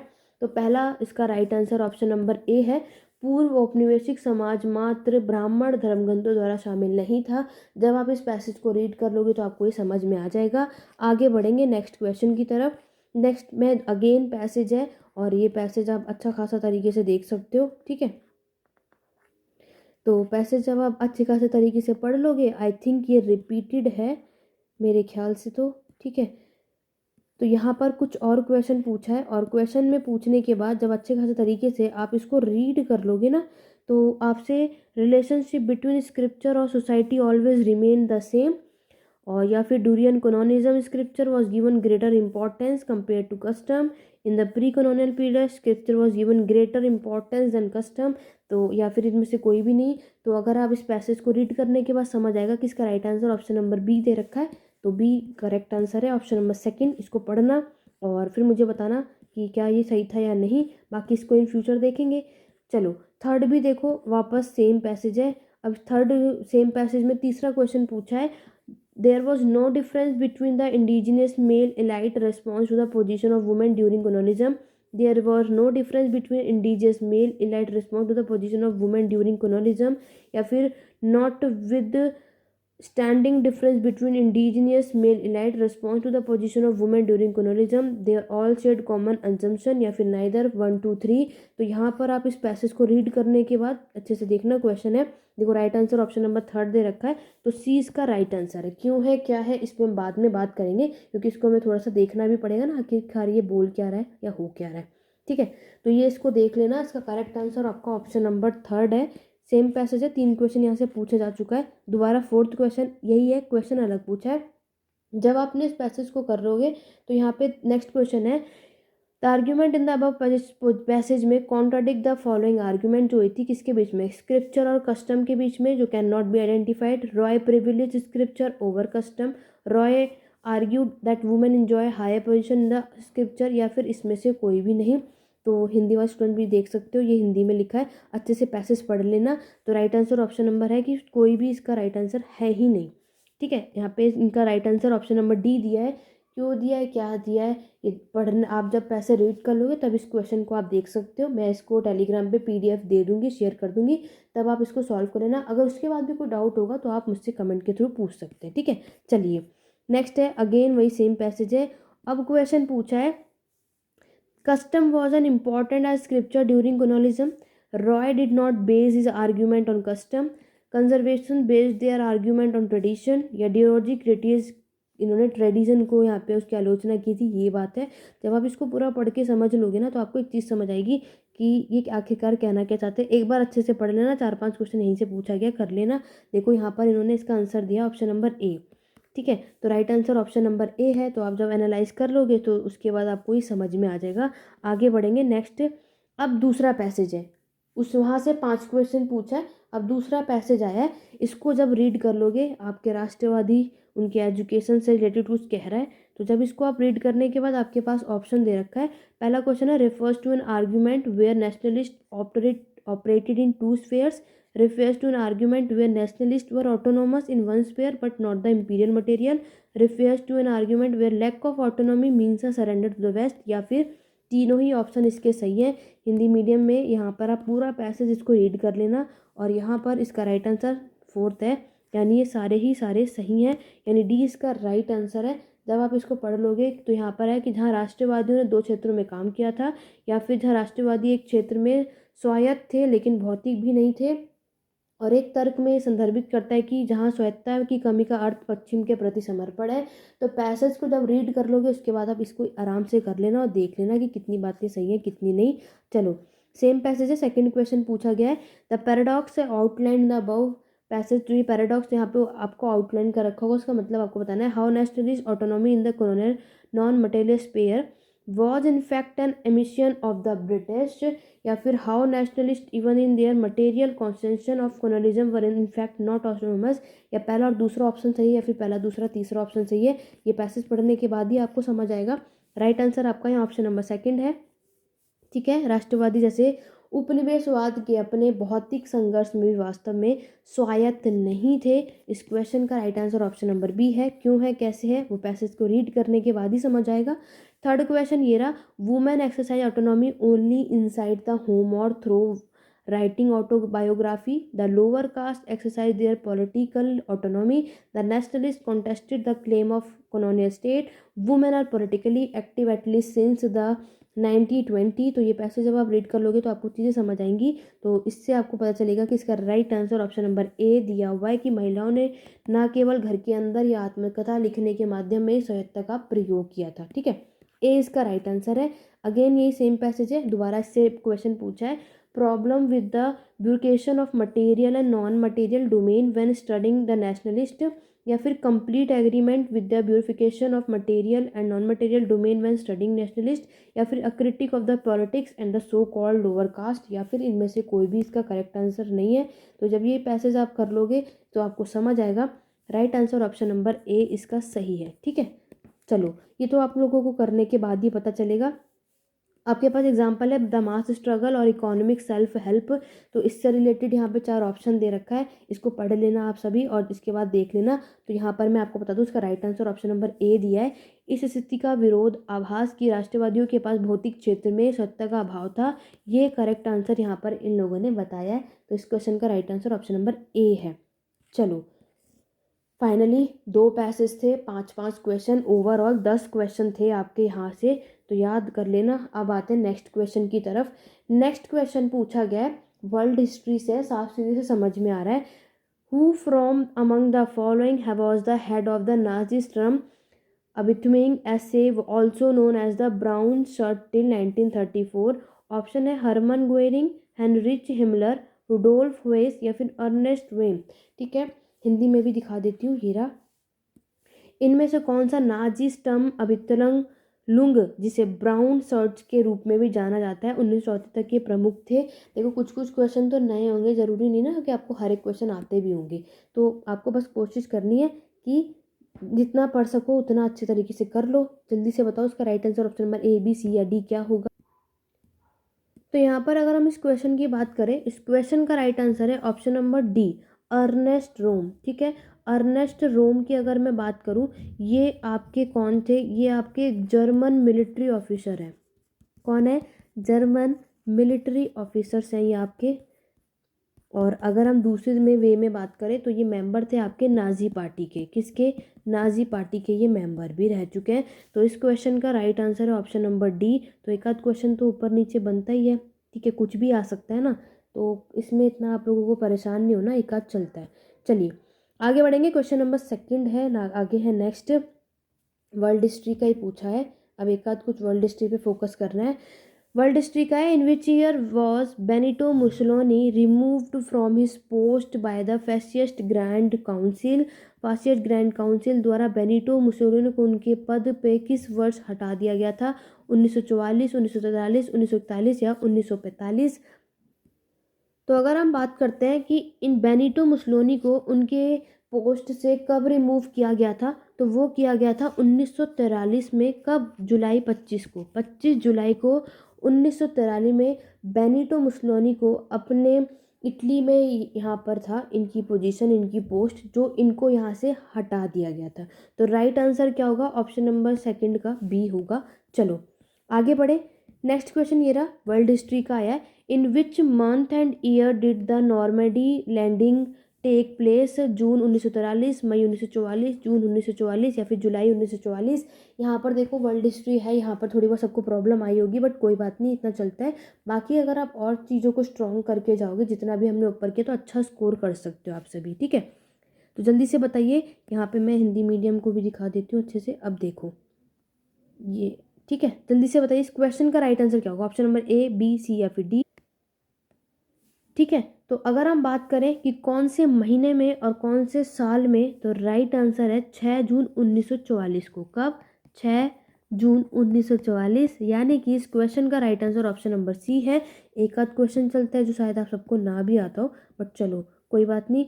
अगेन वर्ल्ड हिस्ट्री है, in which famous battle did the Viet Cong decisively defeat the French after world war second? किस प्रसिद्ध युद्ध में वियतकॉन्ग ने दूसरे विश्व युद्ध के बाद फ्रांसीसियों को निर्णायक रूप से पराजित किया था? द टेंट offensive, the battle of Khe Sanh, the battle of Dien Bien Phu या द बैटल ऑफ एनलॉक? तो चलो इंडियन हिस्ट्री के वर्ल्ड वॉर के बारे में तो सब जानते हैं, थोड़ा सा वर्ल्ड हिस्ट्री में प्रॉब्लम होगी, बट इट्स ओके। तो ट्राई करो, इस क्वेश्चन का क्या आंसर होगा, ए, बी, सी या फिर डी? तो ये फेमस बैटल की अगर हम बात करें तो वो था आपका option number third, the battle of Dien Bien Phu, जो कि हुआ था कब? ये बैटल हुआ था आपका, देखो 13 मार्च से स्टार्ट हुआ था 1974 में, 54 में, सॉरी 54 में स्टार्ट हुआ था 13 मार्च को, और ये सेम ईयर था, 7 मई तक चला था, ठीक है, ईयर सेम है।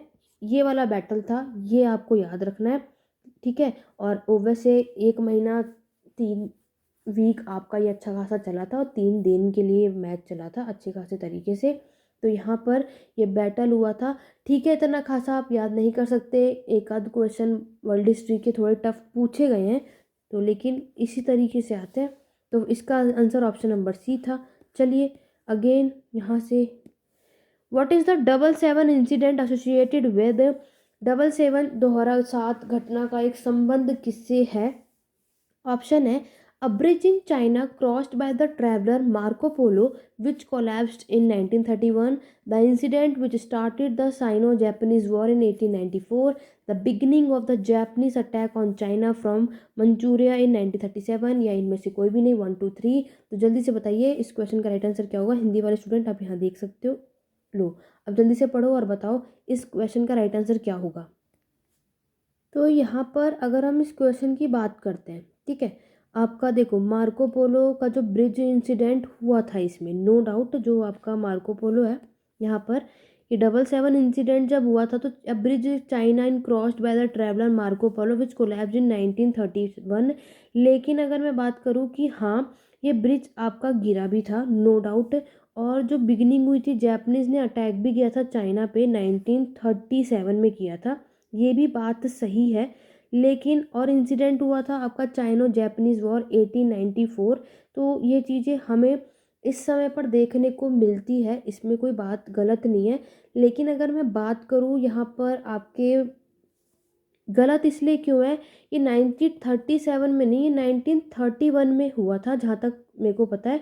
तो आप इसको चेकआउट करना कि जैपनीज़ ने अटैक किया था चाइना पर, और मंचूरिया जो एक जगह है 1931 में किया था, ना कि 1937 पे। तो थर्ड ऑप्शन तो है ही नहीं, गलत हो गया। और यहाँ पर चाइना जब ये मार्को पोलो रास्ता पास कर रहे थे, क्रॉस कर रहे थे, तो ये ब्रिज गिरा था, लेकिन वो 1937 में गिरा था। ठीक है, इसका मतलब ये ऑप्शन भी नहीं बनना चाहिए मेरे ख्याल से, जहाँ तक मुझे लगता है। इस क्वेश्चन का राइट आंसर ना स्टूडेंट डी होना चाहिए, नाइदर 1 2 3। तो आप लोग मुझे कमेंट करके बताना कि इस क्वेश्चन का आंसर आप सभी को क्या लगता है। तो जो भी आंसर आपको लगता है मुझे कमेंट के वहाँ पे मैसेज कर देना, ठीक है, कि इस क्वेश्चन का आंसर आपको क्या लगता है।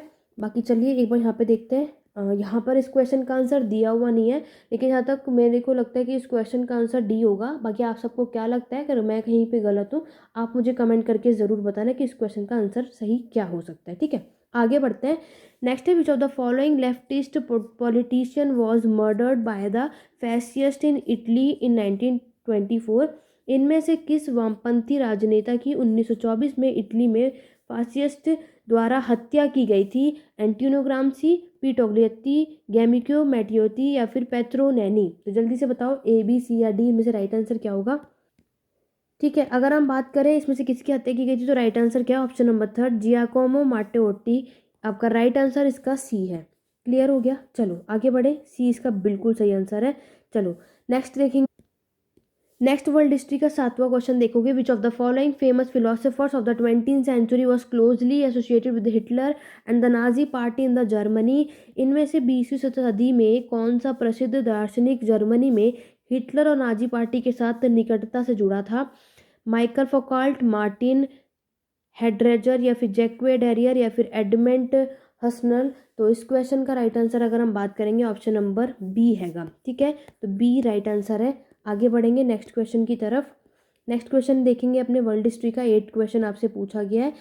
8th है आपका, which of the following countries was first to effectively decriminalise homosexuality. इनमें से कौन सा देश ने सबसे पहले समलैंगिकता की प्रभावी रूप से अपराध मुक्त करा था? The USSR 1924, Turkey 1858, the USA 2003 या फ्रांस 1791?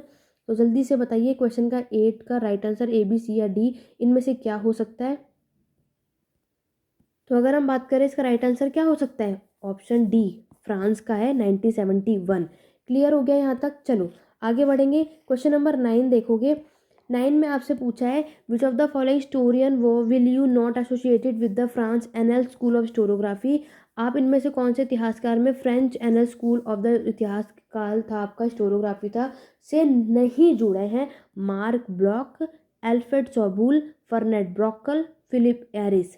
ठीक है, एनएल स्कूल भी पढ़ोगे ना, एनएल स्कूल हिस्टोरियोग्राफी की मैं बात करूँ तो यहाँ पर एनएल स्कूल में क्या बोला गया था कि यहाँ पर हमारी जो हिस्ट्री है सिर्फ हिस्ट्री के बेस पे ही नहीं पढ़ते हम, उसको हम ज्योग्राफी के नज़रिए से, पॉलिटिकल के नज़रिए से, इकोनॉमिक्स के नज़रिए से तब हम इतिहास को पढ़ते हैं। ये सारी चीज़ें एनएल स्कूल में बताई गई थी। तो अगर हम बात करेंगे, जब आप एनएल स्कूल पढ़ोगे ना, जब मैं आपको हिस्टोरियोग्राफी का ये कॉन्सेप्ट बहुत अच्छे तरीके से पढ़ाऊंगी, तब आप उसमें देखना है कि एनएल स्कूल में मार्क ब्लॉक भी है, एल्बर्ट सोबुल भी है, फर्नेट ब्रैडल भी है, ये तीनों इससे जुड़े हुए थे, लेकिन क्वेश्चन में पूछा है नॉट, तो राइट आंसर है फिलिप एरिस। ठीक है, 9th का आंसर क्या है, डी, जो आपके एनएल हिस्टोरियोग्राफी का जो स्कूल चलाया गया था इससे नहीं जुड़े हुए हैं। ठीक है, इसको स्टैब्लिश कब किया गया था, 1878 में, और 1956 इसको स्टैब्लिश करने वाले जो स्कूल जिसको स्टैब्लिश किया था एनएल स्कूल का, वो थे लूसेन फेबर, लूसेन फेबर। क्लियर हो गया। फिर मार्क ब्लॉक भी इससे जुड़े हुए थे, ये भी मैंने आपको बता दिया। तो ये आपको इससे रिलेटेड याद रखना है। आगे बढ़ेंगे, आज का लास्ट क्वेश्चन हम इसको करेंगे। नेक्स्ट अगर आप देखोगे, who is the author of the famous book of the evolution at the European urban life called the city. तो आपका जो ये किताब है इसको किसने लिखा था, एडवर्ड गिपन, मैक्स वेबर, फर्नेट ब्रॉडल या एरिक हॉब्सन? तो वर्ल्ड हिस्ट्री का ये क्वेश्चन है, जल्दी से कमेंट करके बता दीजिए कि इस क्वेश्चन का राइट आंसर क्या होगा, ये किताब किसके द्वारा लिखी गई। तो अगर हम बात करेंगे, जो फेमस बुक है आपकी evolution of urban European urban life called the city, ये बुक लिखने वाले थे Max Weber. Right answer option number B. तो वर्ल्ड हिस्ट्री के बुक्स एंड ऑथर्स भी आपको देखने को मिलेंगे। तो स्टूडेंट आज की वीडियो में हम इतना ही करते हैं। बाकी के क्वेश्चन जितने भी बचे हैं मैं आपको पार्ट 2 में कराऊंगी। वीडियो बहुत ही ज़्यादा लेंदी हो रही है, ठीक है, बहुत ज़्यादा टाइम लग रहा है, तो थोड़ा सा आप लोग भी लग रहा होगा कि बस बहुत है। तो आज की वीडियो में इतना ही रखते हैं, बाकी का पार्ट 2 मैं नेक्स्ट वीडियो में कराऊंगी जितने भी क्वेश्चंस बचे हैं।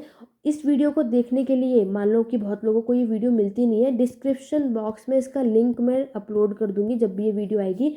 तो जितने भी स्टूडेंट आगे जाके इस वीडियो को देखेंगे, पार्ट 2 का वीडियो इसी वीडियो के डिस्क्रिप्शन बॉक्स में लिंक मिल जाएगा, वहाँ पे जाके क्लिक करना, पार्ट 2 ईजिली से मिल जाएगा। नहीं तो प्लेलिस्ट में जाकर चेकआउट करोगे ना, जो प्रीवियस ईयर है वहाँ पे भी मिल जाएगा। आशा करती हूँ आज की वीडियो आपको पसंद आई होगी, तो जल्दी से वीडियो को लाइक शेयर करना बिल्कुल भी मत भूलना। चैनल पे फर्स्ट टाइम है, चैनल को सब्सक्राइब कर लो, कमेंट करके बताओ आज की वीडियो कैसी लगी। और आशा करती हूँ आज की वीडियो से आप लोगों को बहुत कुछ सीखने को मिला होगा। मेरे पढ़ाने का तरीका पसंद आया हो तो ज़्यादा से ज़्यादा वीडियो को लाइक शेयर करो, मुझे सपोर्ट करो, खूब आगे तक हमारे चैनल को लेकर के जाइए। मिलते हैं अपने नेक्स्ट वीडियो में पार्ट 2 में, बाकी के क्वेश्चंस वहाँ पे करेंगे। आज की क्लास कैसी लगी कमेंट करके ज़रूर बताना। आज की वीडियो में बस इतना ही। Thank you for watching.